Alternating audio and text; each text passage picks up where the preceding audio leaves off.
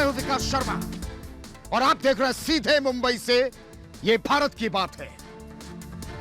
आज मैं बॉलीवुड को ललकारता हूं।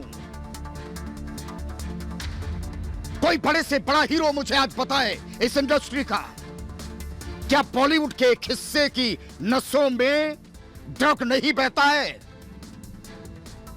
ये वही बॉलीवुड है जिसने सुशांत के इंसाफ के बारे में एक शब्द नहीं बोला। आज चले आए कहने बॉलीवुड बदनाम हो रहा है।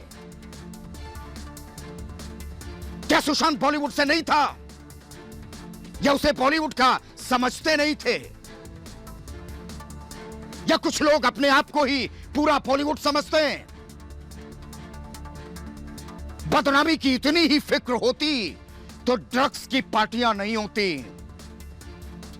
90 दिनों से सांप सूंघ गया था और आज बॉलीवुड के सीने पर सांप लौट रहे हैं। जब हम और आप मिलकर सड़क पर हैं, सुशांत के इंसाफ के लिए लड़ रहे हैं, तो एसी के कमरों में बैठने वाले ये बॉलीवुड के दिग्गज नहीं बोलते हैं। पहले डर्टी गर्ल रिया को बचाया, रिया जेल चली गई तो बॉलीवुड बदनाम हो रहा है। लाइट कैमरा एक्शन वाले लोग आज मेरी एक बात गांठ बांध लें, ड्रग्स पर फिल्में बनाने से कुछ नहीं होता है।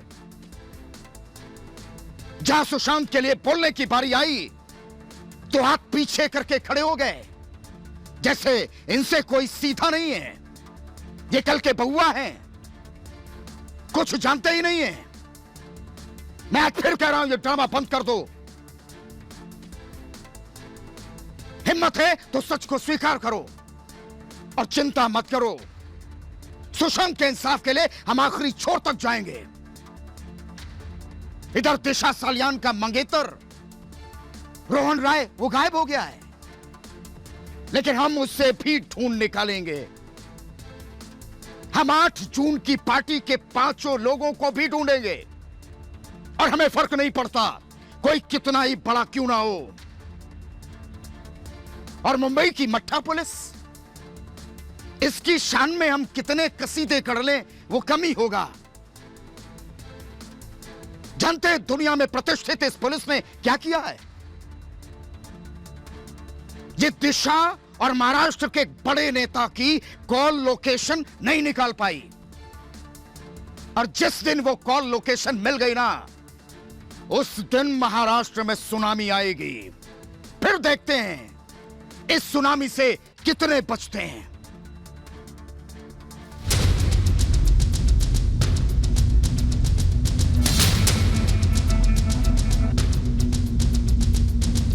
नशे पर संसद में संग्राम,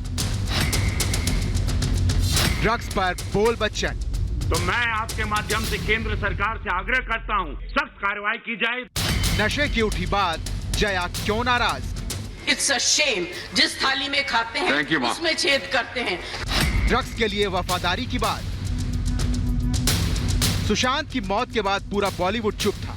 बॉलीवुड में नेपोटिज्म हो या मूवी माफिया की बात हो या बॉलीवुड के ड्रग्स कनेक्शन के सवाल हो, हर बात पर जया बच्चन ने अपने होठ सिल रखे थे। मगर जैसे ही रविकिशन ने संसद में बॉलीवुड के ड्रग्स कनेक्शन की बात उठाई, जया बच्चन बिफर गई। राज्यसभा सांसद जया बच्चन ने गोरखपुर से बीजेपी सांसद रविकिशन पर निशाना साध दिया और उनकी निष्ठा पर ही सवाल उठा दिए। Yesterday, one of our members in the Lok Sabha spoke, who is from the industry, against, I'm not taking a name, against the film industry. It's a shame. जिस थाली में खाते हैं उसमें छेद करते हैं।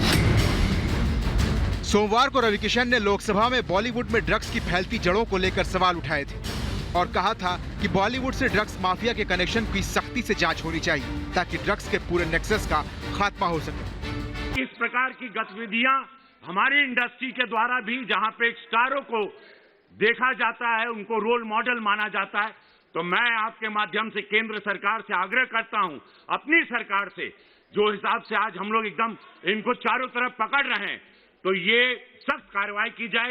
रविकिशन का इतना ही कहना था और जया को यह बयान चुभ गया। एक दिन बाद पूरी तैयारी के साथ जया ने रविकिशन को अपने शब्दों के जरिए घायल कर दिया। जया को उनके बयान पर रविकिशन ने भी करारा जवाब दिया। ना हमने गटर कहा जया जी, ना मैंने नाली कहा, और मैं ना कोई थाली में खाता हूँ ना छेद करता हूँ। जया जी सच बताएं तो हमको तो काम भी नहीं मिल रहा था। हमको स्वयं एक बंद हुई इंडस्ट्री भोजपुरी को शुरू करके मैंने स्वयं को काम दिया, मुझे किसी ने काम नहीं दिया। जया जी आज एक बात बताएं तो ना कई थाली में खाया मैं, ना छेद किया, मैंने स्वयं की थाली बनाई, मैंने उसी में भोजन पाया। जया जी।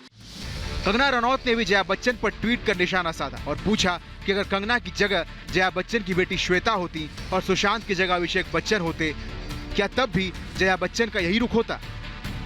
सुशांत की मौत के बाद ड्रग्स नेक्सस पर से परत दर परत खुलासा हो रहा है। एनसीबी से लेकर सीबीआई तक जांच को तेजी से आगे बढ़ा रहे हैं। इसी कड़ी में दिशा सालियान और सुशांत की मौत को लेकर जुड़े तार को भी खंगाला जा रहा है। दिशा की संदिग्ध हालात में मौत के बाद अब तलाश दिशा के मंगेतर रोहन राय की हो रही है। रोहन राय के घर पर ही दिशा की मौत हुई थी। दिशा एक पार्टी में 8 जून को गई थी। उस पार्टी में दरअसल 2 एक्टर शामिल थे। 2 एक्टर वो कौन है? बॉलीवुड के 2 बड़े एक्टर उस पार्टी में शामिल थे। वो एक्टर कौन है? उस पार्टी में दरअसल एक नेता शामिल था। वो नेता बहुत ताकतवर है। वो कौन है नेता? उसकी पहचान की जा रही है। उस पार्टी में एक एक्ट्रेस का भाई शामिल था। आखिर उस अदाकारा का भाई कौन है? उसकी पहचान की जा रही है। अगर ये चारों लोगों की पहचान हो गई तो दिशा के कातिलों का राज खुल जाएगा।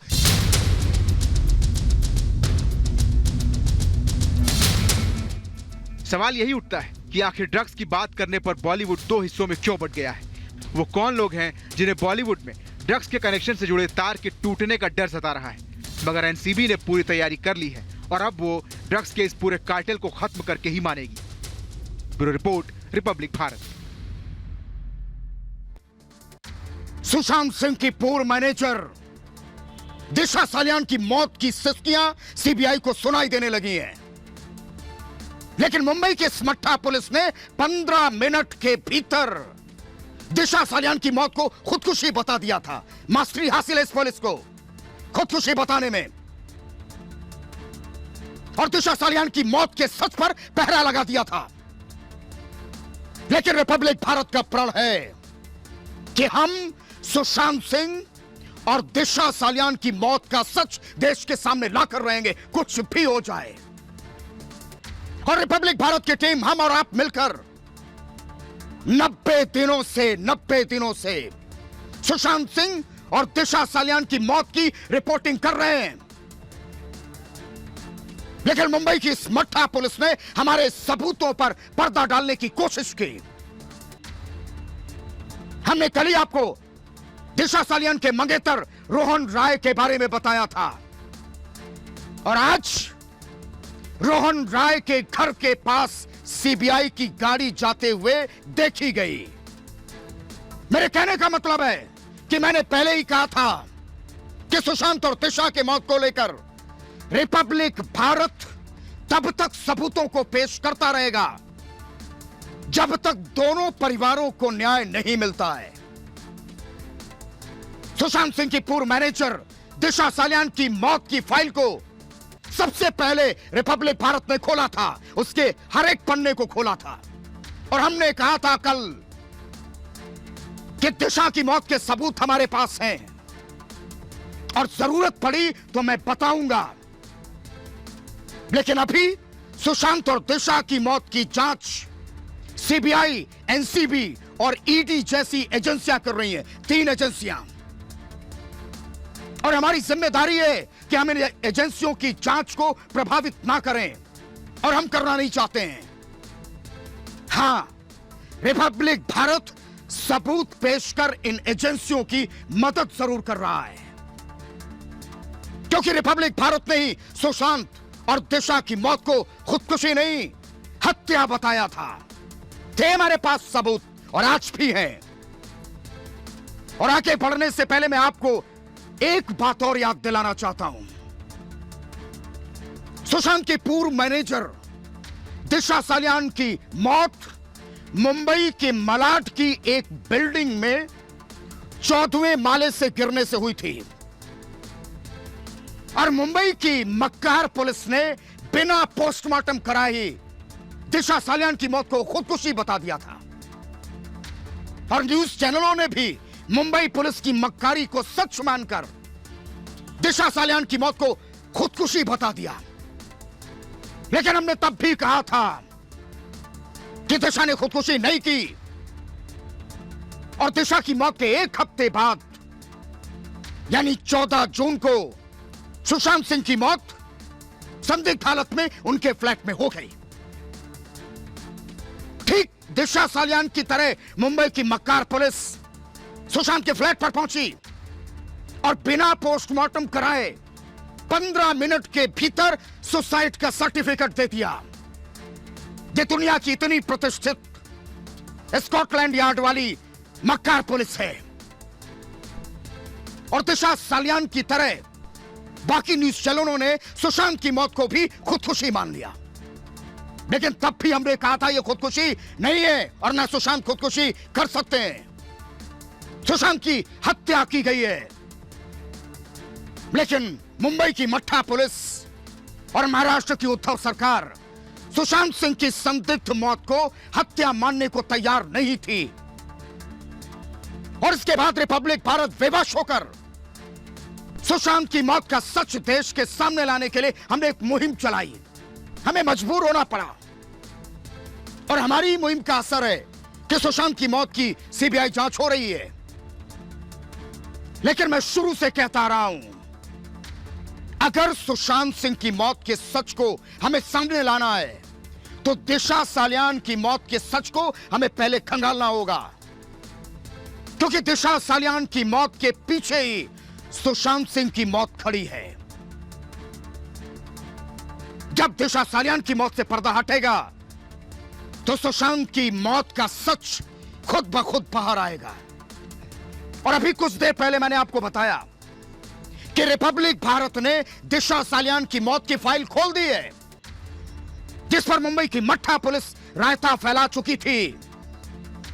रिपब्लिक भारत के पास दिशा सालियान की मौत से जुड़े बहुत पुख्ता सबूत हैं और सुशांत सिंह की तरह ही दिशा के परिवार वालों को भी उनकी बेटी को न्याय जरूर मिलेगा।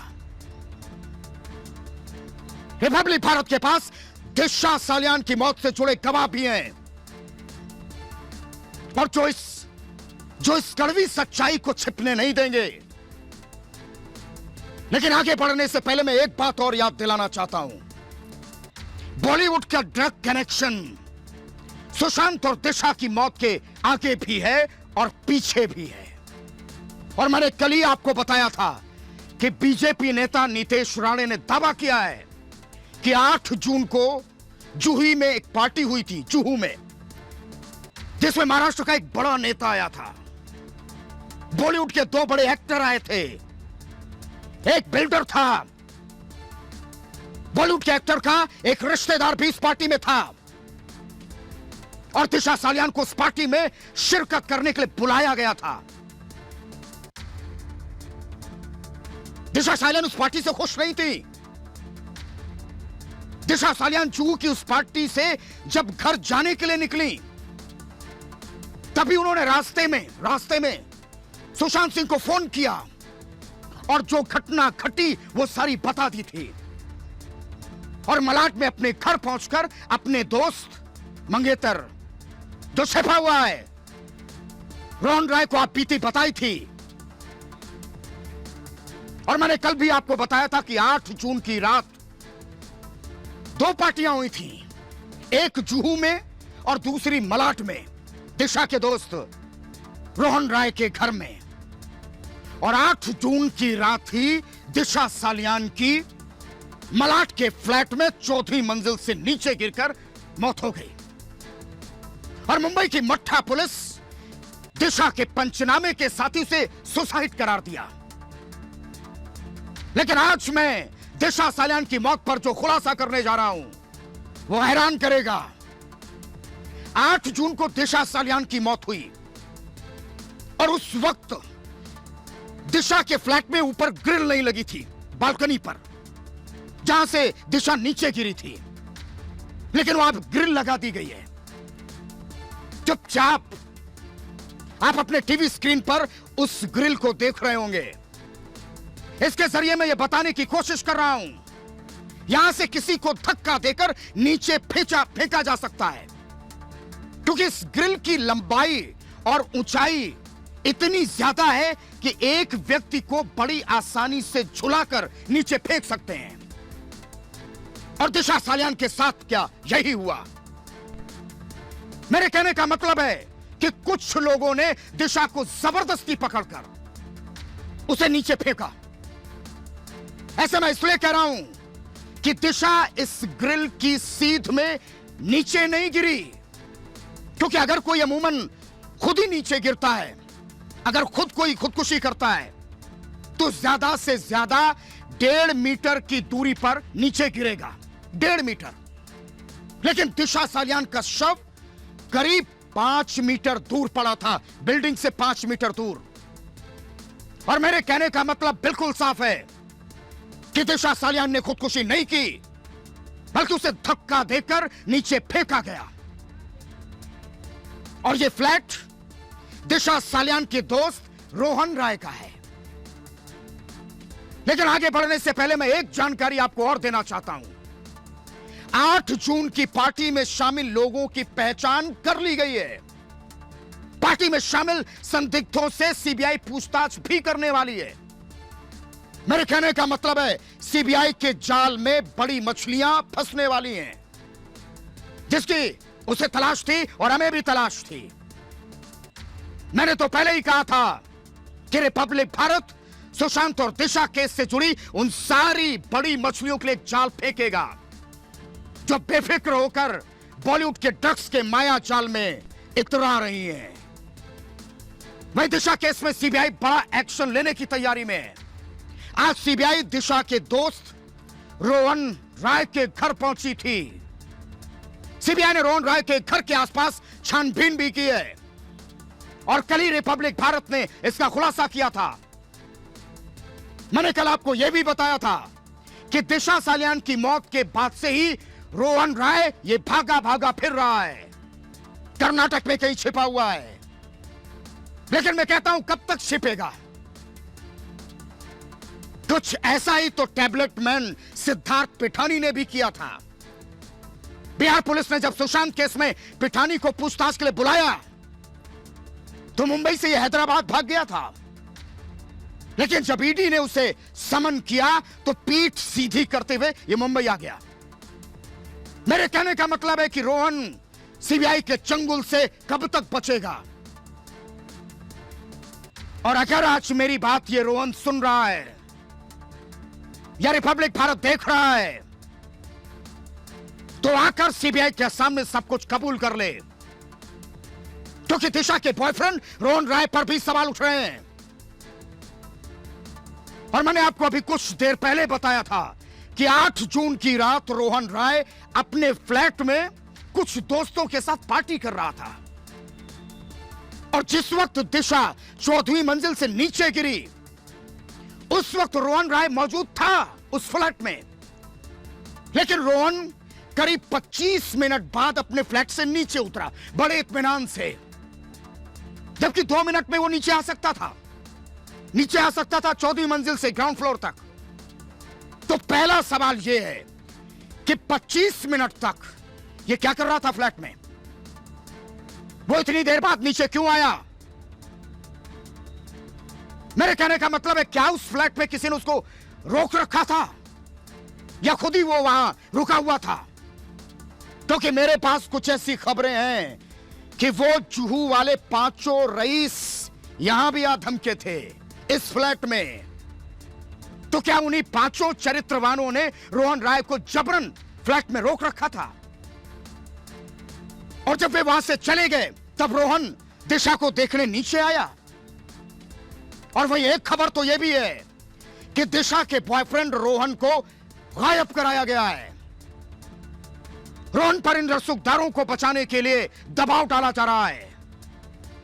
लेकिन मैं कहता हूं जितना नाटक करना है कर लो, जो करना था कर लिया। नाटक खत्म होने का समय आ चुका है।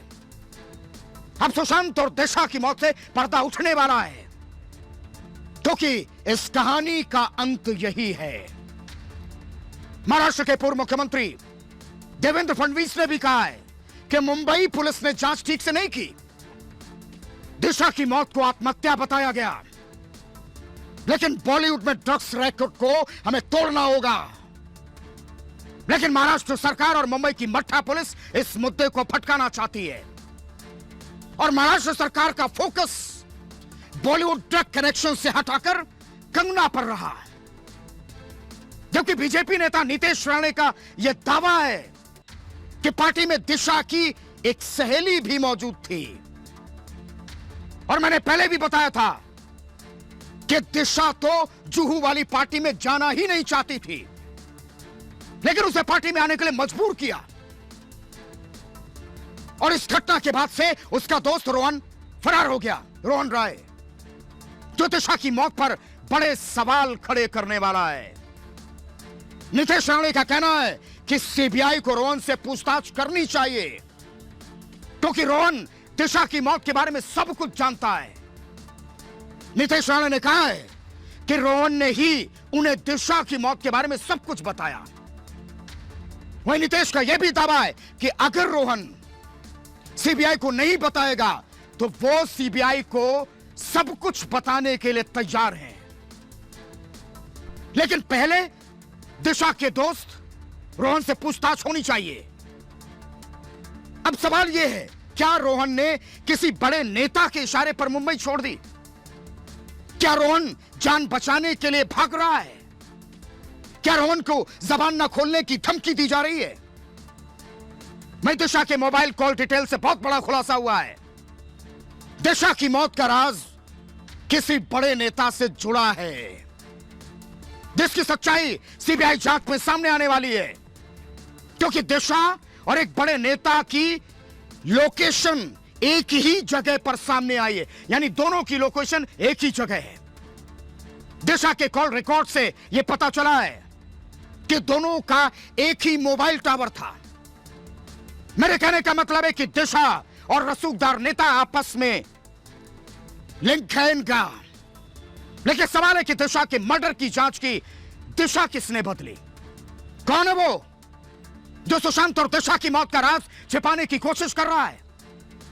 लेकिन मैं कहता हूं कि डर्टी फिल्म इंटरवल खत्म हो चुका है, जा चुका है। सुशांत और दिशा की मौत से जुड़े रसूखदारों की कहानी अब खत्म होने वाली है। और हमारे साथ इस वक्त दो हमारे सहयोगी जुड़ चुके हैं, प्रदीप भंडारी और विवेक शांडिल्य जुड़े हुए हैं। प्रदीप, पूरे देश को नाम चाहिए, वो 5 नाम कौन है? लेकिन उससे बड़ी बात यह है रोहन का पता नहीं है और वो ग्रिल अचानक कैसे बाद में लगा दी गई ताकि किसी को पता ना चले, लेकिन हमें तो पता चल चुका है।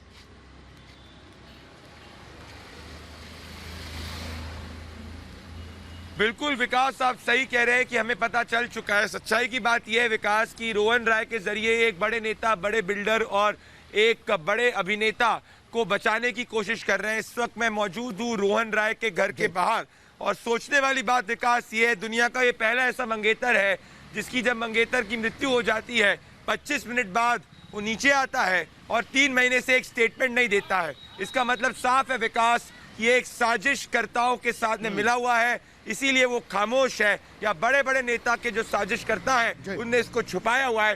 पर रोहन राय कोई भी बिल में छुप जाए विकास, शेर सच जो होता है वो शेर के समान होता है और रोहन राय तक पहुंचेगा विकास। जी, और हमारे साथ विवेक शांडिल्य भी इस वक्त जुड़ चुके हैं। विवेक, बहुत बड़ी बात यह है, मैं बॉलीवुड को लेकर ये सवाल पूछ रहा हूं, ये जब रवि किशन ने सवाल उठाया तो क्या कुछ लोग सामने आए, बदनामी की बात करने लगे? ये 2 महीने तक क्या कर रहे थे? चुप थे, सुशांत के बारे में कुछ नहीं कहा, तब बॉलीवुड बदनाम नहीं हो रहा था।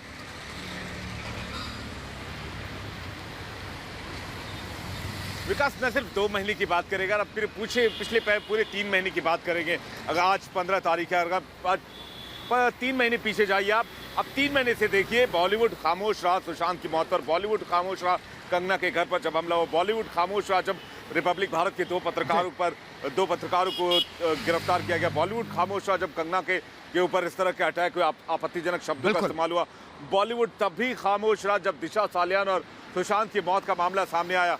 तो ये सेलेक्टिव चुप्पी जो ये आप देखते होंगे कि लगातार छोटी छोटी बात पर जब लोकतंत्र खतरे में है तो कैंडल मार्च, इस तरह के ट्वीट्स लगातार आने लग जाते हैं। हमने देखा नागरिकता कानून और सीए के विरोध में किस तरह से बॉलीवुड में आवाजें की लहर उठ रही थी, एक के बाद एक आवाज मुखर हो रहे थे, एक के बाद एक स्टेटमेंट दिए जा रहे थे। लेकिन आज लंबी खामोशी, और जब एनसीबी एक्शन ले रही है तो बॉलीवुड के लोग कह रहे हैं कि उन्हें प्रोटेक्शन की जरूरत है, बॉलीवुड को बचाने की जरूरत है, बॉलीवुड धरोहर है। हम भी कह रहे हैं बॉलीवुड धरोहर है, लेकिन एनसीबी जो एक्शन सबूतों और गवाहों के बिना पर ले रही है, जिनको जुडिशियल कस्टडी में भेजा गया, उनको एनसीबी दफ्तर में पूछताछ के लिए भेजा गया, विवेक, क्या उसको बिठाकर बॉलीवुड ऑस्कर के दे दिया जाए? हर क्या दिग्गज को बॉलीवुड पता इस बात है, के लिए हर पुरस्कृत किया जाए? दिग्गज को पता है विकास, ये ड्रग्स सबसे पार्टी बड़ा का राज, सवाल है।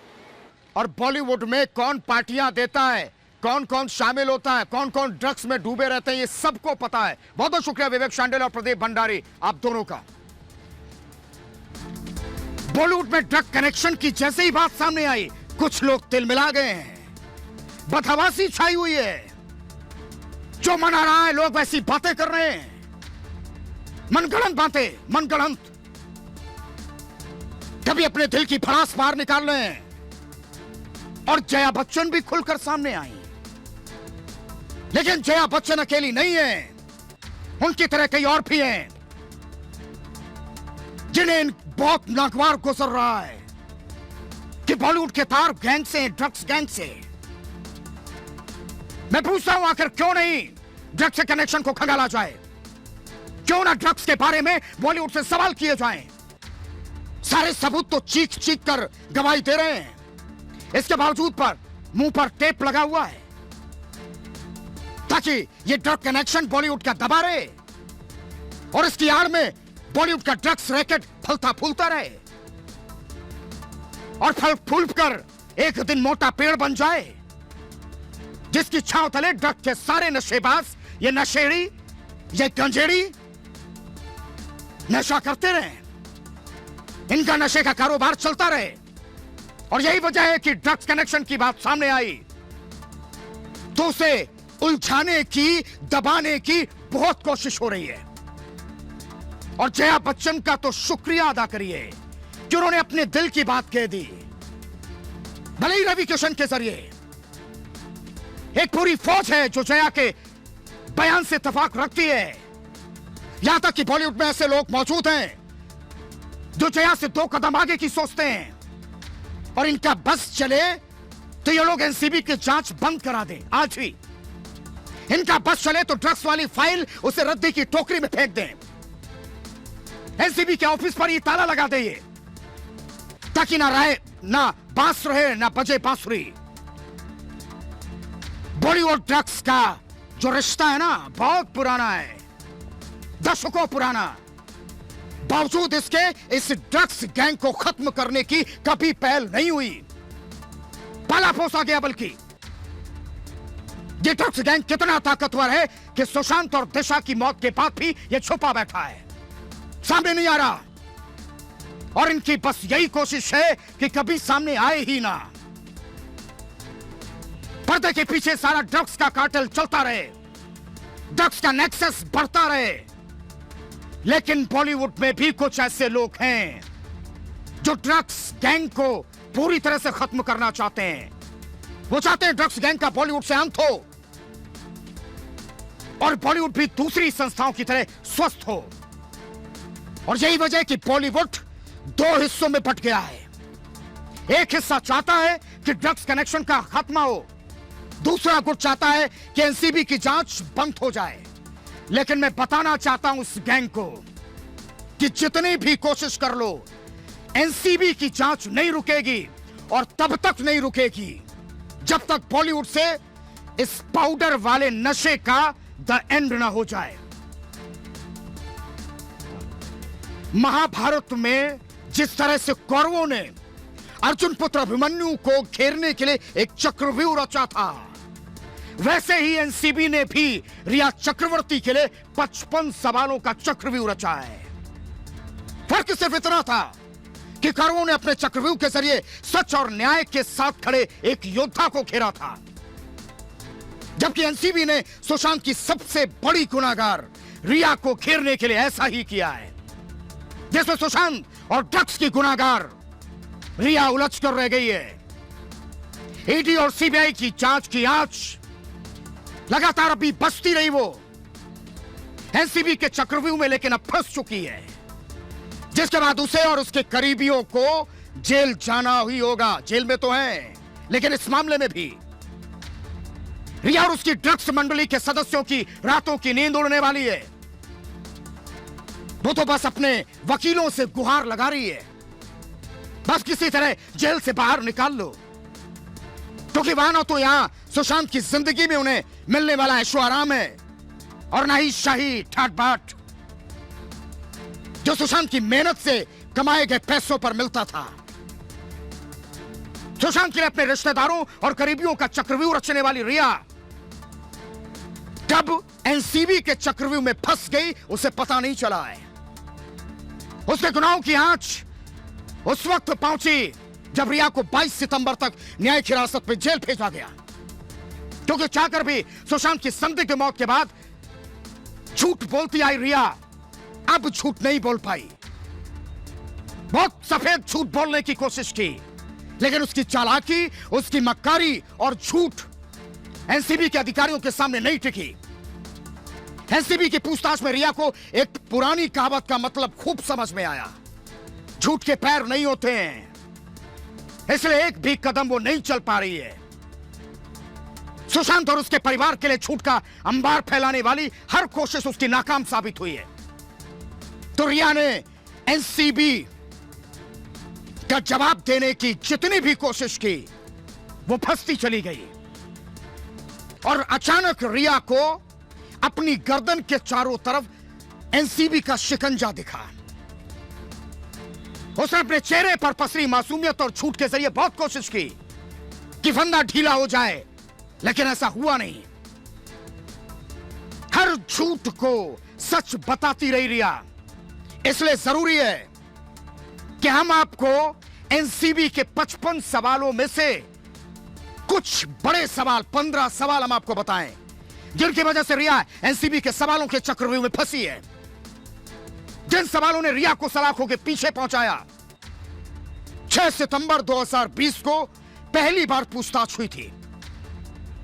रिया से जो सवाल पूछे गए और उसके बाद 8 सितंबर को गिरफ्तारी हो गई। पहला सवाल हम आपको बताते हैं। एनसीबी ने रिया से पहला सवाल किया कि वो अपने और अपने परिवार के बारे में बताए। सुशांत मामले में ड्रग्स कनेक्शन की जांच से जुड़ी एनसीबी ने दूसरा सवाल पूछा, अपना मोबाइल नंबर बताओ और कितने वक्त से इस नंबर को इस्तेमाल कर रही हो। तीसरा सवाल, क्या वो ड्रग्स पेडलर जैद विलात्रा को जानती है और पूरी जानकारी विस्तार से दे। चौथा सवाल कि वो ड्रग्स पेडलर कैजान को जानती है या नहीं, और अगर जानती है तो उससे जुड़ी जानकारी भी बताए।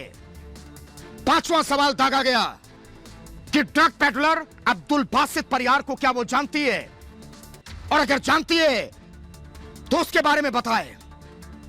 एनसीबी किसी भी हाल में रिया को बच के निकलने का मौका नहीं देना चाहती थी, इसलिए एक और सवाल पूछा, क्या वो सुशांत के हाउस मैनेजर सैमुअल मिरांडा को जानती है।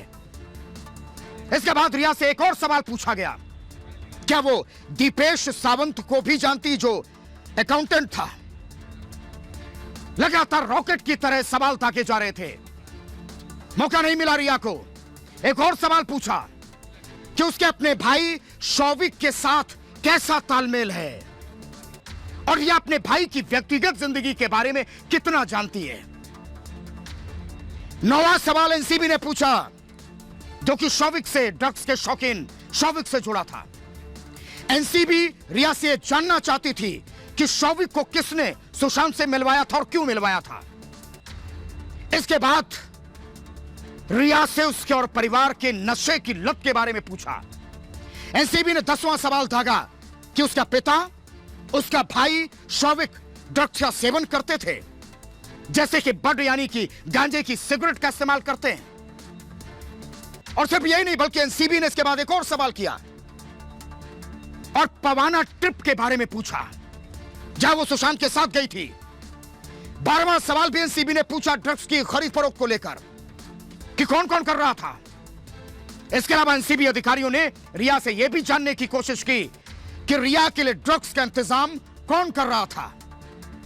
और इसके बाद एनसीबी ने 13वां सवाल भी दागा कि सैमुअल मिरांडा से वो कहां मिली थी, कैसे मिली थी। सवालों की लिस्ट लंबी हो रही थी। उसने रिया से यह पूछा, एनसीबी ने, कि कितनी बार सुशांत के फ्लैट केफ्री हाइट्स रेसिडेंस गई थी और कितनी बार वहां रुकी थी। इसके बाद सुशांत के कैश पर ऐश करने का आरोप झेल रही रिया से यह भी पूछा गया कि सुशांत के घर का सारा खर्च क्या वो देख रही थी, जैसा सुशांत के स्टाफ सैमुअल मिरांडा ने बताया। एक के बाद एक 15 सवाल दागे गए, पूछा गया ताबड़तोड़, और 55 सवालों के बाद ही रिया पर शिकंजा कसने में एनसीबी कामयाब हुई। जिस आसानी से रिया ने पीआर इंटरव्यू के जरिए पहले से तय सवालों का जवाब दिया था, वैसा कुछ नहीं हुआ। सख्त सवाल थे और रिया रंगे हाथ पकड़ी गई। ड्रग्स से जुड़े उसके गुनाह दुनिया के सामने आए, क्योंकि कुछ टीवी चैनलों की तरह रिया एनसीबी के अधिकारियों को मैनेज नहीं कर पाई, जिसकी वजह से रिया चक्रवर्ती की मुश्किलें लगातार बढ़ गईं और वो जेल पहुंच गई। इस एनसीबी के बाद अब ईडी ने भी शिकंजा कसने की तैयारी कर ली है। मामला सुशांत के 2 फिक्स डिपॉजिट से जुड़ा है, एफडी से 4.5 करोड़ की एफडी। उन्हें तुड़वा कर 2 करोड़ का कर दिया गया 2 दिन बाद, यानी 2 करोड़ रुपए निकाल लिए गए। और इसी मामले को लेकर ईडी अब रिया से पूछताछ कर सकती है। 26 नवंबर 2019 को सुशांत ने यह फिक्स डिपॉजिट कराई थी, लेकिन 2 दिन बाद इसे तोड़ दिया गया, 2 करोड़ का कर दिया गया, 2.5 करोड़ रुपए निकाल लिए गए। ईडी अब रिया से यह सवाल पूछना चाहती है कि सुशांत के 2.5 करोड़ कहां गए। मेरा मकसद पूरे बॉलीवुड पर निशाना साधना नहीं है। मेरा मकसद सिर्फ बॉलीवुड के इस हिस्से से है जो ड्रग में डूबे हैं, जो नशेड़ी और गंजेड़ी हैं। और मेरा मकसद उन लोगों से है जो अपने आप को स्टार, सुपरस्टार समझते हैं। कि आपको तो सब पता है, फिर कोई कुछ क्यों नहीं बोलता है? क्या सुशांत छोटे शहर का लड़का था इसलिए होता रहेगा जो होगा? ये नहीं चलेगा। और दूसरी बड़ी बात, जिन लोगों को लगता है, जिन नशेड़ियों को बॉलीवुड के कि वो पकड़ में नहीं आएंगे, तो बहुत गलतफहमी में है। मैं एक एक को ढूंढ कर लाऊंगा और एक एक का नाम आपके सामने रखूंगा। फिर जितना उछलना हो उछल लेना। कोई कुछ भी कर ले, सुशांत के न्याय की राह में रोड़ा बनेगा। वो ड्रग माफिया हो, ड्रग में डूबे हीरो हीरोइन हो, या फिर सफेद पोश हो, किसी को भी बचने का रास्ता नहीं मिलेगा। यहां रुकने छोटे से ब्रेक के लिए।